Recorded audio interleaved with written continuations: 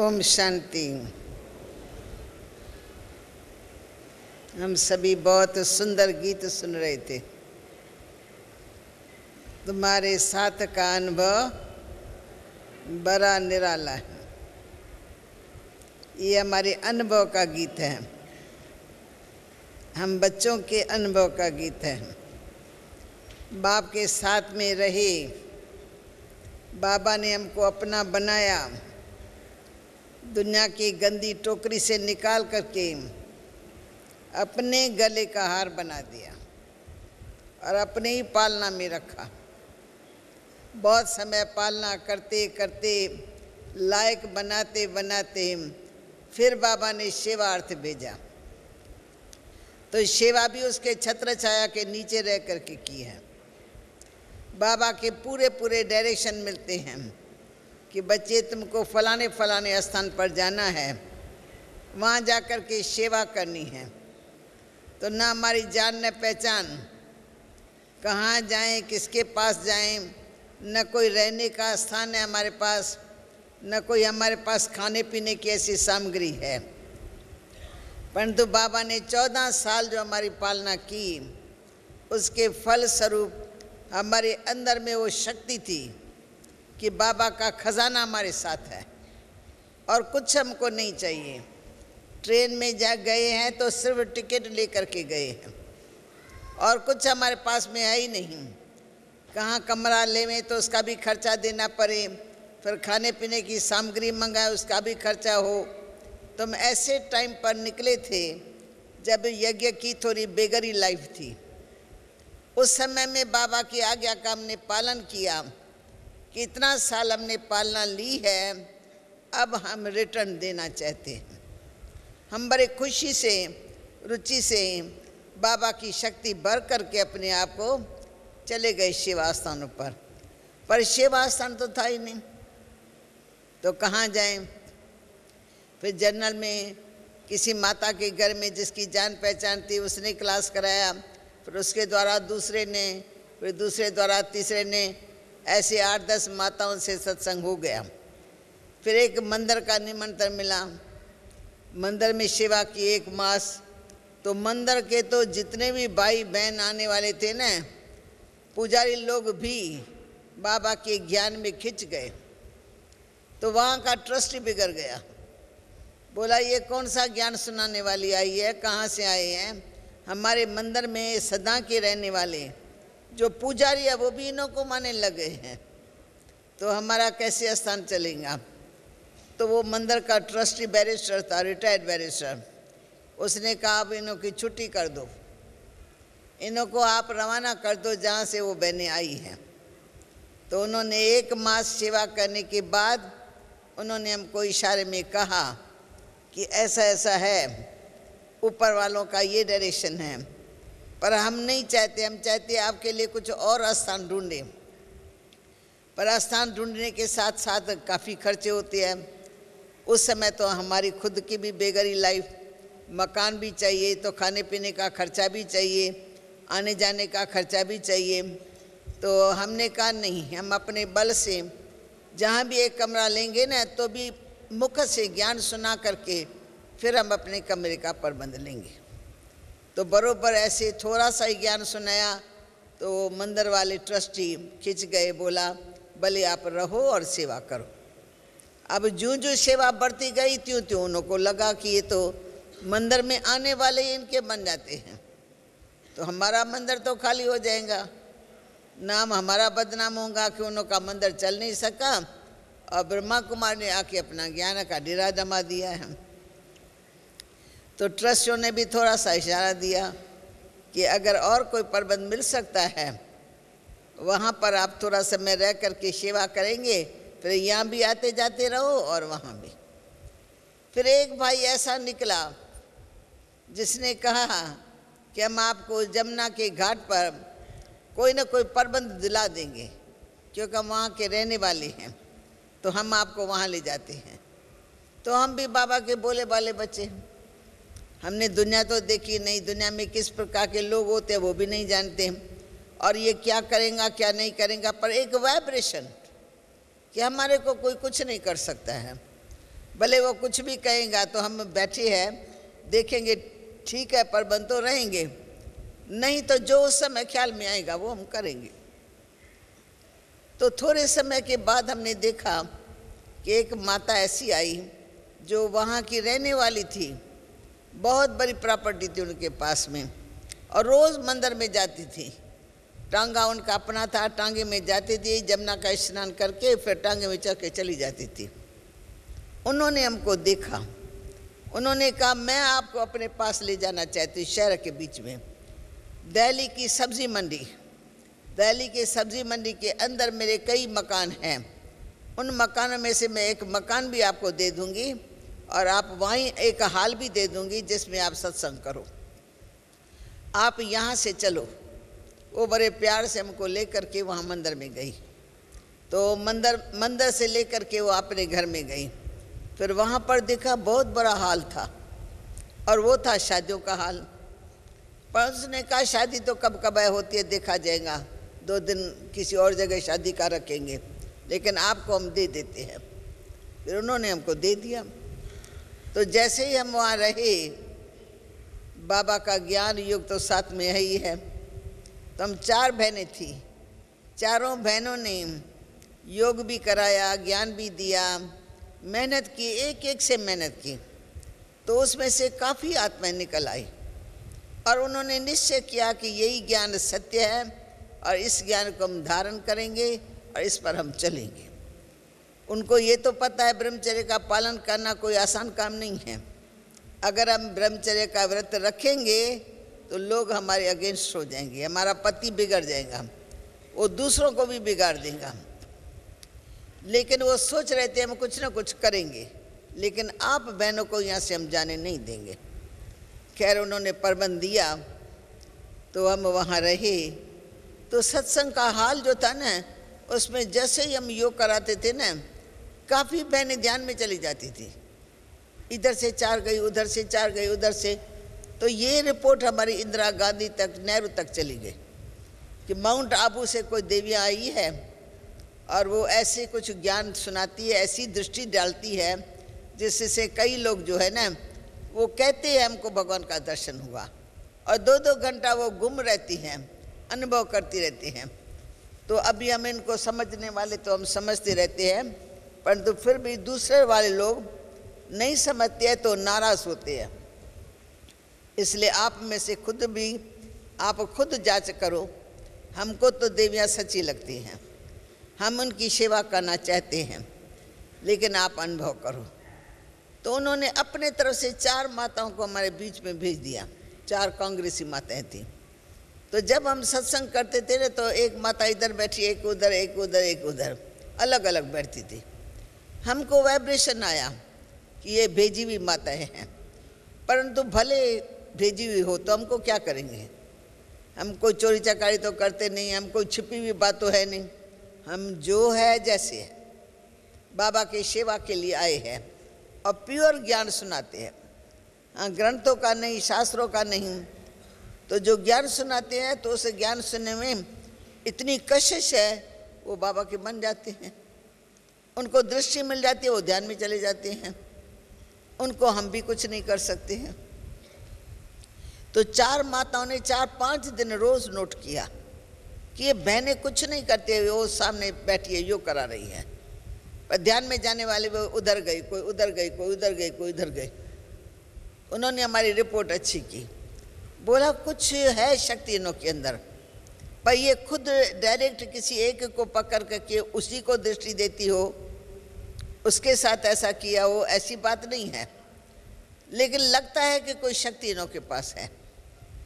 हम खुद भी अनुभव करते हैं कि ये क्या हो रहा है, परंतु इनकी दृष्टि के द्वारा हुआ वो भी नहीं कह सकती है। भाई विशेष अटेंशन रख करके इसने इनको देखा, इनको बुलाया, इसको दृष्टि दी, तो लगेगा ना इसको बुला के कुछ जादू किया। ये पब्लिक क्लास में बैठी हैं, इनों का योग है दृष्टि खुली का। तो दृष्टि खुली का भी तो आवाज़ हो जाता है ना, ऐसा योग तो कोई करता नहीं है, कराता नहीं है। आंखें खुली और योग में बैठी हैं। वो कहते हैं नया निराला ज्ञान। तो लोग तो भीड़ों की भीड़, इतनी जो बात मत पूछो। हम चाहते थे अभी इतनी भीड़ बंद हो जाए, 100-200 जो जम गए वो जम गए, वही आते रहे, बस वही काफ़ी है। आकर धीरे धीरे ऐसे ही हुआ।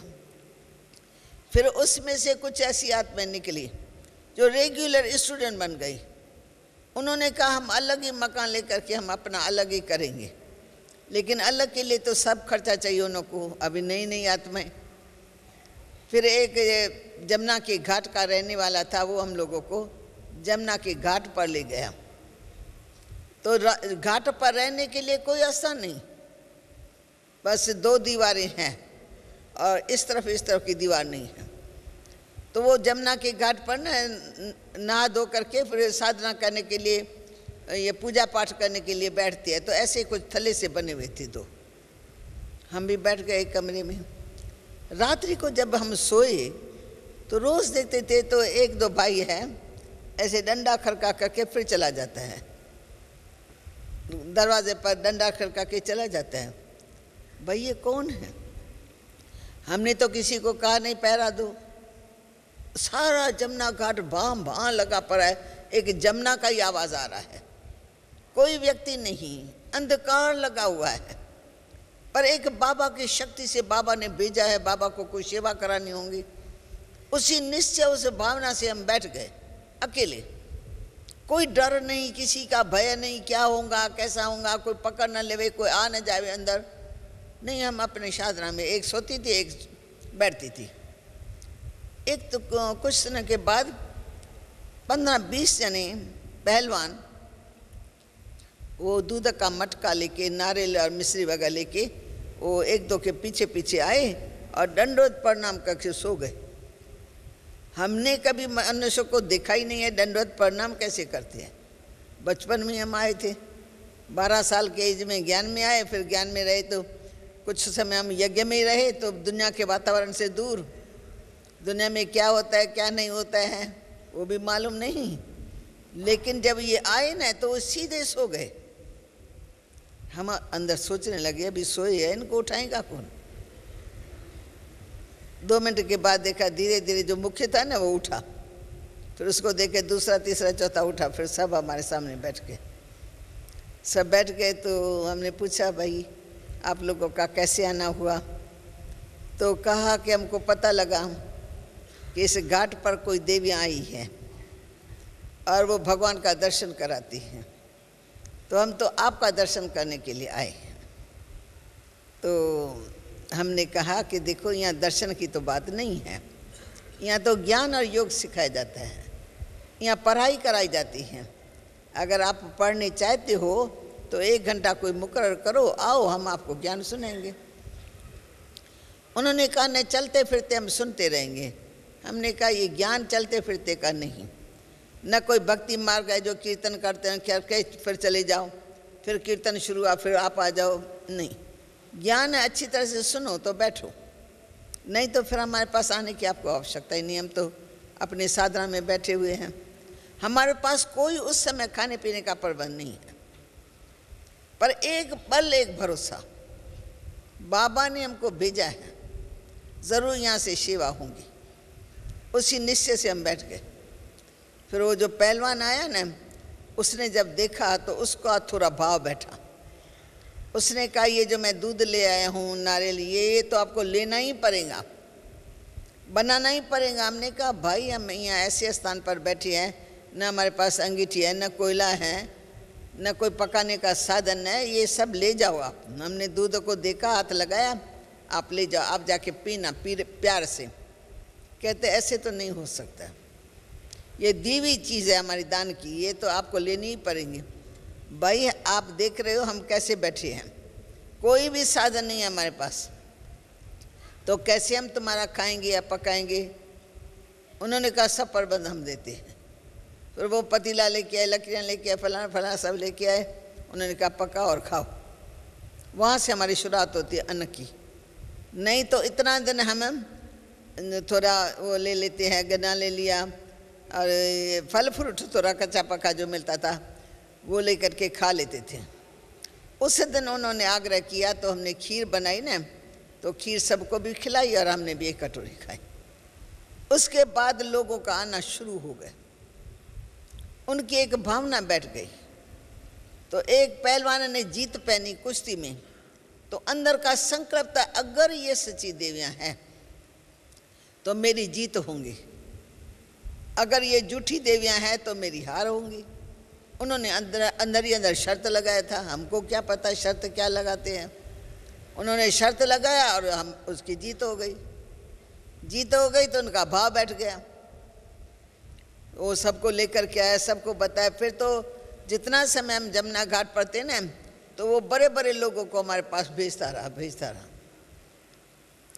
फिर उसमें से एक ऐसी माता निकली जिसके 500-600 मकान तो सब्जी मंडी के अंदर थे।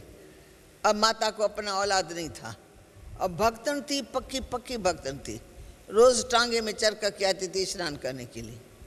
उस माता को पता लगा, वो हमको अपने पास में लेके गई। उसका हाल था, उस हाल में सत्संग शुरू हुआ, और सत्संग में तो कई माताएं ध्यान में चली जाती। रोज़ हम 2 घंटा सत्संग करते थे सुबह को 10 से 12 बजे तक, तो उसमें कितनी माताएं ध्यान में जाती थी। ये रिपोर्ट भी हमारी ऊपर तक गई, ऊपर वालों ने जांच पड़ताल की, परंतु सच्चाई तो सच्चाई है, कोई ऐसी बात बनावट की तो थी नहीं। तो बाबा की इतनी मदद मिली, पल पल में मदद मिली।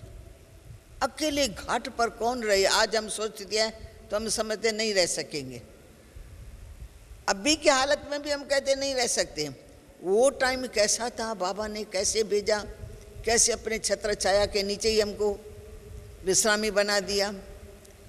कोई की भी नज़र हमारे ऊपर नहीं गई। और सुबह उठो तो देखो भक्तों की भीड़, आना जाना, लोगों की श्रद्धा भावना सब।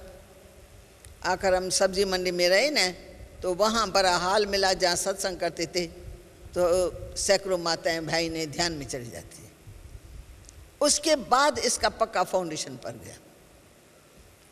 हम बाबा को बोलते थे तो बाबा कहते हैं बच्ची थोड़ा ठहरो, आगे चल कर के तुमने देखा दिल्ली से बहुत बड़ा निमंत्रण तुमको मिलेगा, बहुत बड़े बड़े आदमियों से आप मुलाकात करके आएंगे, आपके लिए ये होगा जैसे वरदान बाबा के बड़े बड़े लंबे लंबे। आगे चल कर के बरोबर हम प्रैक्टिकल में देखते रहे। फिर इंदिरा गांधी से मिलना, नेहरू से मिलना सब आसान हो गया। लिटरेचर छपाना, बांटना, लोगों को बुलाना सब सहज हो गया। फिर ज्ञान का बीज पर गए ना उनमें, फिर इनको लेकर के माउंट आबू में आते थे। जो 4, 8, 15 विद्यार्थी निकलते थे पक्के, उनको फिर हम पढ़ा के कहाँ पढ़ाएं, कोई कमरा तो है नहीं। घाट में ज्ञान दिया, थोड़ा बच गया, चलो बगीचा खाली पड़ा है, वहाँ बगीचे के कोने में बैठ के उनका 7 दिन का कोर्स पूरा करते थे। फिर कोर्स करने के बाद जब उनमें फोर्स आ जाता था, फिर वहाँ से उठ करके फिर हम उनको कहते थे कि हम जब दिल्ली के अंदर जाएंगे ना, तो हम आपको बता देंगे कि हमारे से एड्रेस ले लेना, तो वहाँ पर आप आ सकते हो। अभी हमारे पास खुद ही स्थान नहीं है, हम रमता योगी है, चक्कर लगाते ही रहते हैं। लोगों को बड़ा वंडर लगता था कि ऐसी छोटी एज में अज्ञानी योग का प्रचार कर रहे हैं, रहने के लिए इनका अपना निजी कोई स्थान नहीं है, पैसा हाथ में नहीं है, और फिर भी ये किसी से मांगते नहीं हैं। कैसे गुजारा करते हैं, कच्चा पक्का फल खा करके गुजारा कर लेते थे। फिर तो स्थापना हो गई पक्की। फिर दिल्ली के अंदर ही रहने का मकान मिल गया, जिसमें हमने सेवा शुरू की। हाल मिल गया तो माताएं हाल में बहुत सत्संग करने लगी, और बहुत माताएं ध्यान में जाती थी, तो बाबा की मदद मिल गई डायरेक्ट। दिव्य दृष्टि दाता है ना, तो ज्ञान भी सुनाते हैं, तो दिव्य दृष्टि भी मिल जाती है, तो उनको विश्वास भी जल्दी हो जाता है। बस तब से लेकर के हमारे दिल्ली के अंदर एक सेंटर तो क्या, तो जब हम बाबा को बोलते थे ना, तो बाबा अभी एक सेंटर खुला है, दूसरे का निमंत्रण आया है, और शायद फलाने लखनऊ में भी जाना पड़े, कानपुर में भी जाना पड़े, थोड़ा थोड़ा निमंत्रण मिला हुआ है। तो बाबा कहते अरे बच्ची, तुम तो 1-2 की बात कहती हो, तुमको तो आगे चल के 108 निमंत्रण मिलेंगे। हम कहे 108, ये कैसे हो सकता है, असंभव बात लगती थी। परंतु धीरे धीरे देखा तो बात इतनी फैलती गई, इतनी फैलती गई, एक से दूसरा निमंत्रण, दूसरे से तीसरा, तीसरे से चौथा, चौथे से फिर तो चारों ओर बाबा का ज्ञान फैलने लगे। हर जगह सेंटर तो था नहीं, हर जगह सेंटर खुलने लगा, और लोग पहले पहले अगेंस्ट रहते थे, फिर धीरे धीरे करके वो अपना मकान भी दे देते थे, आप रहो, पकाओ, खाओ और ये सेवा करो। तो बाबा की मदद पल पल में महसूस की। अकेले थे, पैसा हाथ में कुछ नहीं है, एक बल एक भरोसा लेकर के हम निकले। तो कभी खाया कभी न भी खाया, कभी मकान मिला कभी न भी मिला, कभी कहाँ ठहरे कभी कहाँ ठहरे, परंतु उन सब परिस्थितियों से पार होते होते आखिर एक दिन कैसा आता है कि रहने के बड़े बड़े अच्छे मकान मिल जाते हैं और लोगों की भीड़ लग जाती है और बाबा के ज्ञान के लिए तरसते हैं। फिर बाबा के पास जब ले आते हैं ना, तो बाबा का जो बच्चा बना, बाबा का जिसने दर्शन किया ना, वो पक्का हो गया। वो वारस, पक्के वारस निकल के तन मन धन सब बाबा के काम के लिए लौटा देते थे। कहते अब किसकी भी परवाह नहीं, हम बाबा के बच्चे बन गए तो हमारा सब कुछ किसके लिए है। आप सब ने सब कुछ किया तो हम भी सब कुछ करेंगे। हमको हमारे परिवार की परवाह नहीं है, परिवार को भी हम ज्ञान में लगाएंगे, परंतु बाबा की सच्ची सेवा हम खुद करेंगे और करेंगे। तो ऐसे कई चमत्कार देखे। एक बार मेरे को याद आता है कि मैं दिल्ली के अंदर थी, तो एक भाई था, उसका घी का बहुत बड़ा वो था, क्या होते फैक्ट्री, तो उसने एक कनस्टर दिया। तो उस दिनों में बेगरी लाइफ में एक कनस्टर घी का मिले और हम बैठ के खाएं, तो हम तो रूखा सूखा खाते थे, घी भी नहीं लगाते थे। खुश्क रोटी पका करके थोड़ा मिर्ची भी डाल देते थे, कभी कोई सब्जी हुई तो खा भी ली, न हुई तो न भी खाई, गुजारा किया। परंतु जिस समय हमारे को ये मिला तो हमने चमत्कार देखा कि आगे चल करके लोगों में इतना भाव बैठ गया जो वो खुद न खा करके भी हम लोगों के लिए लाते थे कि नहीं आप खाते नहीं। आके देखते तो भंडारा खुला पड़ा है, कोई बर्तन है नहीं, क्या पकाते क्या खाते हैं, बहन जी अब क्या खाते हो। मैं कहा शिव बाबा जो खिलाता सो हम खाते हैं, जो वो पहनाता वो हम पहनते हैं, जो वो कहता है वो हम करते हैं, हम उसके आगे पर चलते रहते हैं। तो एक बार की बात है, एक भाई घी का डब्बा लेके आया, तो मेरे अंदर एकदम भाव पैदा हुआ कि घी का डब्बा, देसी घी का, वो हम तो खाएंगे नहीं, तो क्या करूँ। तो मैं कहा मैं ही खुद पहुँचाने के लिए चली जाती हूँ। तो मैं घी का डब्बा लेके चल पड़ी, ट्रेन में बैठी, टीटी ने पूछा तो मैंने बिठाया, प्यार से कहा, मैंने कहा आपको पता है कि माउंट आबू में विश्व शांति के लिए महायज्ञ रचा हुआ ज्ञान का, पता है। कहता नहीं। मैं कहा देखो अब ये जो घी का डब्बा मिला है ना, वो माउंट आबू में जो यज्ञ रचा हुआ है ना, उसमें पहुंचाने के लिए मैं जा रही हूँ। तो सुन करके ना चुप हुआ, बोला कुछ नहीं। तो कहा ठीक है, अभी आपने टिकट नहीं लिए होंगे। मैं टिकट क्या, उन्होंने दिया है, मैं और ही सेवा करने के लिए जा रही हूँ। तो उन्होंने कहा वो तो ठीक है, पर कोई टीटी ऐसा भी होगा जो आपके ऊपर जुर्माना लगा सकता है, दंड लगा सकता है। मैं कहा जैसे तुमने समझा वैसे वो भी मेरा भाई, समझा दूंगी तो समझ जाएंगे। हम तो सेवा करने के लिए जा रहे हैं ना, हम सेवा करने के लिए जा रहे हैं ना, तो हमारा जैसे तुमको भाव पहुंचा, तुमने मान लिया ना, वैसे दूसरे भी मान जाएंगे। तो ऐसी कोई बात है नहीं। तो ऐसे करते करते करते उन्हों को भी पता लगता गया कि ये ज्ञान के आधार से सेवा कर रहे हैं, इन्हों के पास और कोई ताकत नहीं है स्थूल में, परंतु फिर भी ज्ञान की ताकत है। इंदिरा गांधी तक, नेहरू तक ऐसे चले जाते थे जैसे कि बिल्कुल हमारा वो चाचा लगता है। बातचीत करके, घूम-घाम करके, लिटरेचर दे के आ जाते थे। सभी हमारे रिश्तेदार थे वहाँ, वो हैरान होते थे, तुम मिलकर क्या आई, कैसे मिली, कैसे तुमको अंदर आने दिया। मैं कहा मेरे को तो हेड ऑफिस की पावर थी, तुम्हारे पास कौन सी पावर है, तुमसे क्यों लोग मिलेंगे, तुम तो साधारण व्यक्ति हो ना। मैं तो माउंट आबू से आई हुई हूँ, हेड क्वार्टर से लिटरेचर लेके आई हूँ, रिकॉर्ड है मेरे को मातेश्वरी का, मैं वो पहुँचाने के लिए गई थी। तो बड़े बड़े काम सहज ही हो जाते थे। हमको भी एक बाबा के कहने पर भी और अपने करने पर भी बल मिलता गया। ऐसा ही लगा जैसे बाबा हमारे साथी है, हर बात में वो मदद करता है, हर बात में वो रक्षक है हमारा। लोग तो अनेक प्रकार के भावना वाले होते हैं, कोई की वृत्ति खराब, कोई की कैसी, हमारे पीछे पीछे पड़ते थे, लेकिन जो हमारी वो धारणा देखते थे ना, तो समझते ये लोग किसी के हाथ में आने वाले नहीं हैं। हम 2 बहनें थी सब, और जमुना के घाट पर रहना।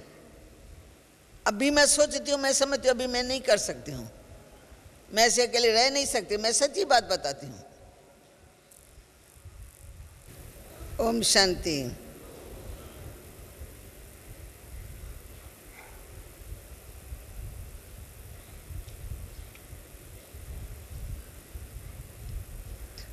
बार बार हम ओम शांति क्यों करते हैं? एक बार हो गई ना ओम शांति, जाएंगे तो भी कहेंगे ओम शांति, आएंगे तो भी बोलेंगे ओम शांति, कुछ भी काम करेंगे कहेंगे अच्छा ओम शांति।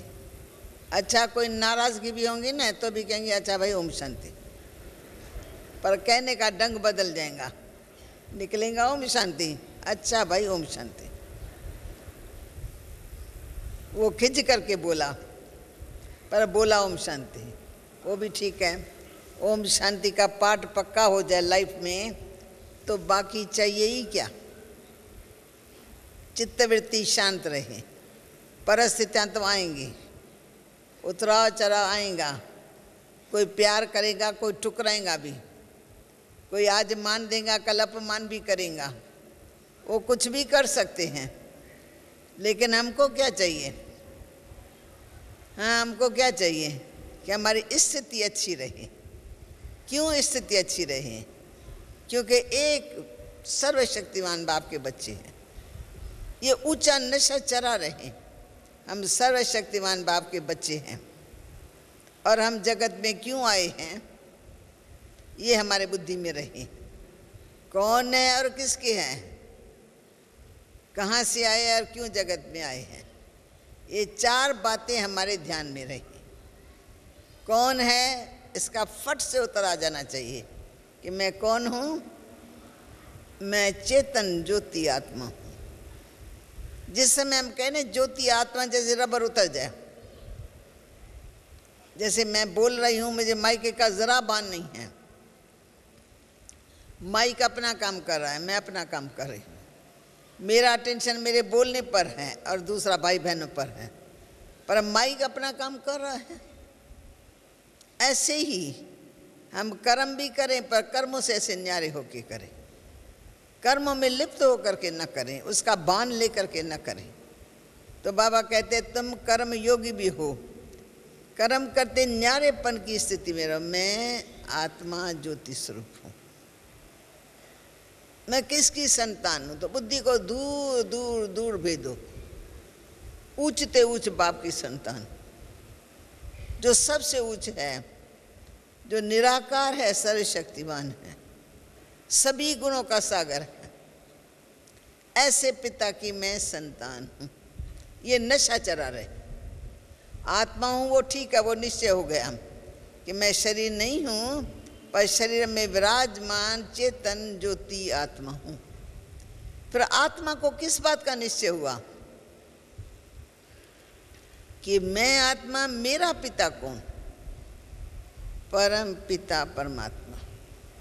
बुद्धि सीधी ऊपर, बीच में कोई और है नहीं जहाँ लटक जाए। फिर परमात्मा की संतान तो ऊंचे तो ऊंचे धाम की रहने वाली, धाम भी ऊंचते ऊंच, उससे ऊपर कोई है ही नहीं, जिसको हम परम धाम कहते हैं, शांति धाम कहते हैं, मुक्ति धाम कहते हैं। फिर मुक्ति धाम से आते हैं जगत में। क्यों आते हैं? अपना ऊंचा पाठ बजाने के लिए। ऊंची आत्मा है ना, ऊंचे धाम की रहने वाली, ऊंचे बाप की संतान है, ऊंचे धाम से हम आए हैं ऊंचा पाठ प्ले करने के लिए। तो ये सभी हमारे पाठ के साथी हैं। सदा का साथी कोई नहीं है। सदा का साथी कौन? अभी हम सोचेंगे सदा का साथी कौन? एक। बाकी अलग काल के साथी हैं। कोई 8 साल साथ देगा, कोई 10 साल साथ देगा, चलो कोई बुढ़ापे तक साथ देगा, परंतु मरने के समय कौन साथ देगा? कौन चलेगा हमारे साथ में? कोई भी नहीं चलेगा। तो हम कोई भी साथी संबंध में अपने बुद्धि को नहीं लटकाते। ये पाठधारी बिना बिना पार्ट प्ले कर रहे हैं। हम भी साखियों के उनका पाठ देखते हैं। तो साखियों के पाठ देखने से क्या होगा कि हमारे में न्यारापन रहेगा, हम किसी में भी लिप्त नहीं रहेंगे। कौन चाहिए तुम? तो मैं आवाज़ करूं बहन, कौन चाहिए तुमको? नहीं, इसको कौन चाहिए? इसका युगल भाई देखो, पहचानो इसका कौन युगल है? उठ खड़े हो जाओ। वो ढूंढ रही है आपकी युगल आपको।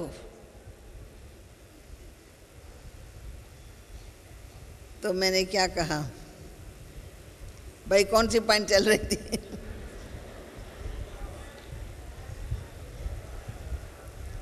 तो हम ऐसे ऊंचे बाप के बच्चे, पाठ भी हमारा ऊंचा, पाठ के साथी है। ये 2 घंटे में ये साथी है, मैं इधर हूँ, ये इधर है। यहाँ से उठने के बाद पल भर भी 1-2 को साथ नहीं दे सकते हैं।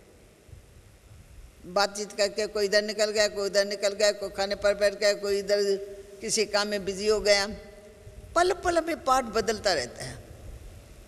बेहद का ड्रामा, इतने बड़े बड़े एक्टर्स, क्या कर्म कहानी है एक एक की। कोई की हिस्ट्री किसी से नहीं मिलती। इतने मनुष्य, एक माता के पास 7 बच्चे, 7 की अलग अलग कहानी, जीवन कहानी अलग अलग, दुख सुख सब अलग अलग, चोला भी अलग अलग। क्या भगवान का खेल रचा हुआ है। वैरायटी आत्माएं, वैरायटी संस्कार, वैरायटी स्वभाव, वैरायटी पाठ, कर्म भोग भी सबका अपना अपना। माँ अच्छी भली है, बच्चा बीमार है, बहुत बीमार है। माँ चाहती है बस मैं कुछ भी हो जाए मैं सहन नहीं कर सकती, मेरा बच्चे का दुख भगवान मेरे को दे दो, पर नहीं मिलता है। उनका हिसाब किताब इनको कैसे मिले?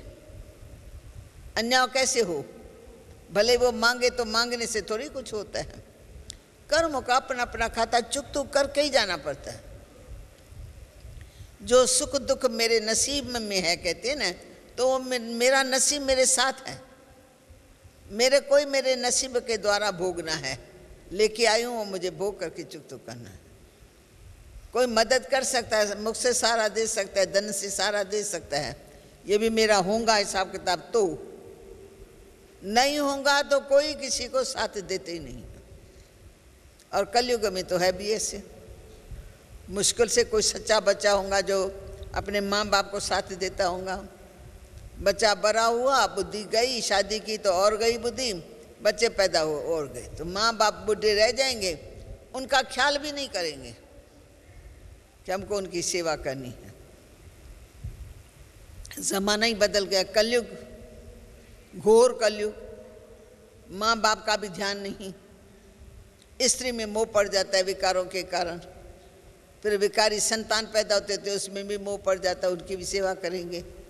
गुलाम बन करके चलते हैं, कुछ भी राइट रंग का पता नहीं लगता।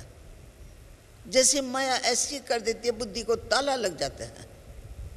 मनुष्य रांग कर्म करता रहता है, उनको पता ही नहीं लगता ये रांग है। तो बाबा का बच्चा बनने से राइट रंग की पूरी समझ, पूरी शक्ति मिल जाती है रंग राइट को समझ करके फिर चलने की। रंग को एकदम छोड़ दो। हम अपना कितना कीमती जूता होता है बाहर छोड़ के आते हैं, क्यों हाल में नहीं आ सकता, छोड़ के आते हैं ना। तो अगर हमारा कोई ऐसा संस्कार, उसको छोड़ देना चाहिए, उसको हम अंदर टच न करें, वार वार उस संस्कार को अपना बना करके काम न करें, और साखियों के अपने संस्कारों का ज्ञान रखें। मेरे कौन से संस्कार हैं? मेरे संस्कारों में ये लिखा हुआ है किसी को मैं सुख दूं। अगर मेरे संस्कारों में सुख देने का लिखा हुआ है तो सुख लेने का भी मिलेगा ऑटोमेटिकली। ये कोई लेन देन का हिसाब किताब, जैसा तुम बीज बोएंगे ऐसा फल मिलेगा। अगर तुमने सुख का बीज बोया ना, सब तुमको सुख देंगे। अगर तुम्हारी ज़ुबान में वो मीठापन नहीं है तुम किसी को ठुकराते तो सब तुमको भी ठुकराएंगे, कोई भी तुमको प्यार नहीं करेगा। तो हम यहाँ सीखते हैं एक दो के द्वारा, न ऐसा कर्म करो न मेरे को देख करके कोई दूसरा करे। दूसरों को देख करके कर्म करेंगे तो उनके कर्म खोटे तो मेरा भी खोटा हो जाएगा। कर्म हमेशा साथी है ना, एक क्षण भी हम कर्म बिगड़ नहीं रह सकते। कर्म इंद्री साथ लगी हुई है। मैं बोलने में क्या रह सकती हूँ? जब तक जीवन में हूँ तो बोलूँगी। आंखें खुली हुई है, 24 घंटा बंद करके तो नहीं चलूँगी ना सूरदास हो करके। कोई को कहो तो सही, चल करके दिखाए तो सही, एक दिन भी खोल करके देखेगा क्या हो रहा है, कहाँ पहुँच गया हूँ। बंद करके चल नेचुरल नहीं है ना। तो कर्म इंद्रियों का साथ लिया है कर्म इंद्रियों से काम करने के लिए। पर कैसा काम लेना चाहिए? अच्छा काम, श्रेष्ठ काम, सुख देने का काम। सुख दो और सुख लो, न दुख दो और न दुख लो। कोई देवे न फेंक दो बाहर, मन से निकाल दो। दिया तो क्या हुआ, तुमने ग्रहण किया क्या? कोई ने गाली दी, तुम ऐसी हो, तुम वैसी हो, तुम वैसी हो, तुम वैसी हो, 4 गालियां दी मेरे को। पर मैं अपने आप को देखती हूँ, मेरे को तो कुछ लगी नहीं, न इधर लगी न उधर लगी। वाइट कपड़ा जैसे पड़ा है वैसे पड़ा है। उसने बोलने वाले ने बोला, इधर कान से सुना, उस कान से निकल के खत्म। तो चित्त सदा शांत रहेगा। बोलने वाले को तो बोलने का स्वभाव होगा, बोलेगा। उसके पीछे मैं अपनी स्थिति को क्यों खराब करूं? स्थिति सदा अचल रही, अडोल रहे। सुनते हुए भी न सुने, सुनते हुए भी धारण न करें। जीवन को एक रस रखें, एक एक याद में रखें, तो समझो हमने संसार में आके कुछ काम किया। और नहीं तो अपने आप को तो बचाया, और नहीं तो अपने जीने की कला तो मैं सीखी कि संसार में कैसे जीना चाहिए, कैसे दूसरों के साथ रहना चाहिए, कैसे एक दो में सुख का बीज डालते ही रहें, दुख का बीज डाले ही नहीं। क्योंकि जो दुख देता है उसको दुख मिलता ही है। हिसाब किताब ही ऐसा बना हुआ है, जो बीज डालेंगे फल वैसा ही मिलेगा। घर वाले भी सब देखते हैं, पड़ोस वाले भी देखते हैं, इसने क्या किया क्या किया क्या किया, सब देखते हैं। एक पड़ोसी थी, दूसरे पड़ोसी, 2 पड़ोसियाँ, बीच में दीवार थी। आए दिन उसके घर में लड़ाई लगती थी, आए दिन। तो वो उस कमरे, दीवार है, आवाज़ सब आता है, उनकी बुद्धि वहाँ करेक्शन देती रहती है। बहू को ऐसे नहीं करना चाहिए, सास को ऐसे नहीं कहना चाहिए, फलाने को नहीं करना, ये रंग किया उसने, रंग लड़ाई उधर और करेक्शन सारी इधर हो रही है। और वो कह भी नहीं सकती है, बोल भी नहीं सकती हैं। पर फालतू सुनने का जो पर गया है ना, तो सुनेंगे तो क्या बहू ने बोला, क्या सास ने बोला, फिर उनके पीछे करेक्शन। तो एक बार ऐसा हुआ कि एक तरफ जो लड़ाई झगड़ा चलता था ना, वो ज्ञान में आ गए, तो घर हो गए शांत। उधर लड़ाई झगड़ा पहुंचता ही नहीं है। 1 दिन देखा, 2 दिन देखा, बोला आवाज़ ही नहीं आते है। आवाज़ मैंने सुना तो था, सत्संग में जाते हैं, पर ऐसा थोड़ी समझा कि सत्संग में जाते इतनी चेंज आएंगी। कहती आवाज़ ही नहीं। वो बार कान देवे, आज देखो कुछ बहू ने कहा, आज देखो बेटी ने कहा, फलाने का, कोई नहीं। आकर जाकर के प्यार से प्रेम से सारी बात पूछी कि ये परिवर्तन आप में कैसे आया, आप कहाँ जाती हो, हमको सच सच बताओ। आप जहाँ जाते हो हम ज़रूर वहाँ जाएंगे। ऐसा कौन सा स्थान निकला है जहाँ ऐसी लाइफ बनती है? आपकी तो लाइफ ही बदल गई। रोज़ लड़ाई, रोज़ लड़ाई, लड़ते तुम थे, करेक्शन हमारे पास चलती थी, फालतू हमारा चिंतन चलता था। अभी तुम छूट गए तो हम भी छूट गए, इसलिए हम उस रास्ते पर जाने चाहते हैं। तो बताए भाई ब्रह्मा कुमारी आश्रम में जाती हूँ। तो बोला हम जा सकते हैं? हाँ, क्यों नहीं जा सकते हैं। वहाँ गई, 7 दिन का कोर्स किया, तो उसमें भी परिवर्तन आना शुरू हो गया। जो छोटी छोटी बातों फीलिंग में आती है ना, वो छोटी छोटी बातें जो फीलिंग में आती थी तो दुख महसूस होता था, वो फीलिंग से मुक्त हो गए। हम कहते हैं ये ज्ञान ऐसा है, लगाव मुक्त, तनाव मुक्त।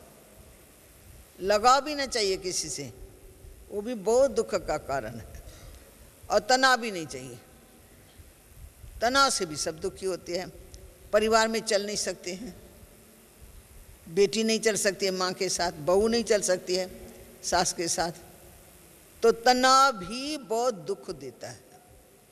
खिंचाता खिंचाता अंदर नींद फिट जाती है, दिमाग खराब हो जाता है।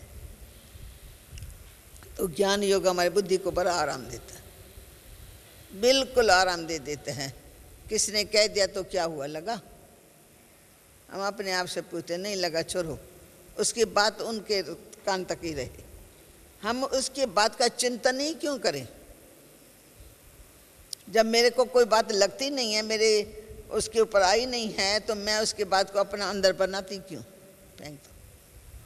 प्रैक्टिस करते गए, आगे तो फिर भी थोड़ा बहुत होता था, अभी उनसे भी मुक्त। लोगों ने तो बहुत गंदी गंदी गंदी गंदी गंदी गंदी गालियाँ दी, तो उनका तो असर होता नहीं था, क्योंकि हमको अंदर में नाश था, तो हम कौन और कैसे बने हैं।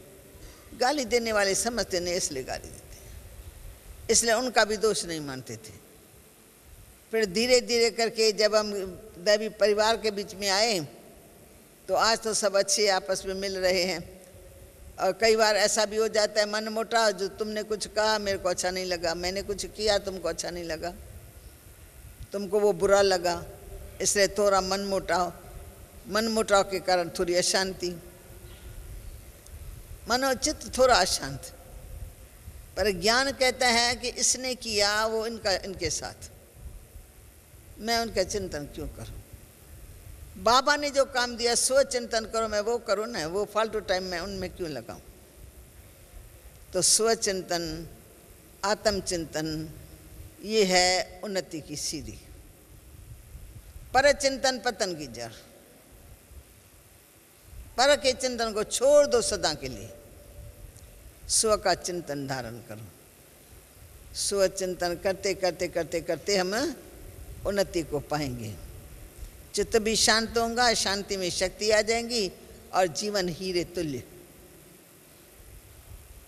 कौड़ी तुल्य के बदले हीरे तुल्य। तो जीवन कैसी चाहिए? सुख में चाहिए, शांति में चाहिए। तो उसके लिए हम अपने में शांति की शक्ति भरें, अशांति वाले संकल्प को जीरो लगा दे, पास्ट वाले बात को तो जीरो लगा दो, जो पास्ट हुआ सो हुआ। पास्ट का चिंतन बिल्कुल नहीं करना है, पास्ट इज पास्ट।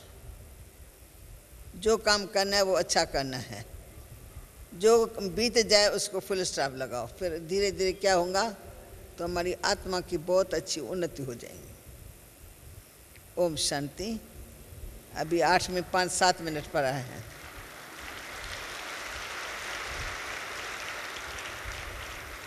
अभी 5 मिनट बाबा की याद में बैठेंगे।